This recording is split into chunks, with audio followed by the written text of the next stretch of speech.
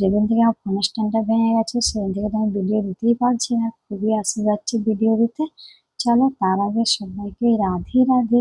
আর সকালে যেসব কাজগুলো আমি সারি সেই সব কাজগুলো সেরে স্নান টান করে এসে নাম জপ করে এখন বসে গেছি বেদানা ছাড়াতে। আর গরমকালের বেদানা, তাই দেখো সাদা সাদা বেদানার দানাগুলো এই করতে করতে চলে এসেছিলাম মিস্ত্রির কাজে। বাড়িতে টুকটাক কাজ বাকি ছিল, সেগুলোই পুরো করা হবে, তাই আমি দেখিয়ে দিচ্ছিলাম এখানটায় জুতো রাখা হবে। এই যে দেখো বানিয়েছে এইভাবে। আর যারা তোমরা আমার আগে এই মন্দিরটা দেখেছো, এই ছোট ছোট তাকগুলো ছিল না, এখন বানালাম। কেমন লাগছে তোমরা অবশ্যই কমেন্ট করে জানিও। আর দুটো রুমেরই বেডের সবকিছু সাবান বাইরে বার করে দিয়েছি এই জন্য যে বেডের নিচে ঝাড়ু লাগাতে পারতাম না, কারণ এই বেডের নিচে সব পায়া লাগানো হবে। তাই পায়া লাগানো থেকে সবই সাবান বার করতে হয়েছে, তো বার করে দিয়েছি। তার আগে আমি যে বেডগুলো একটু সাফ সাফাই করে নিচ্ছি।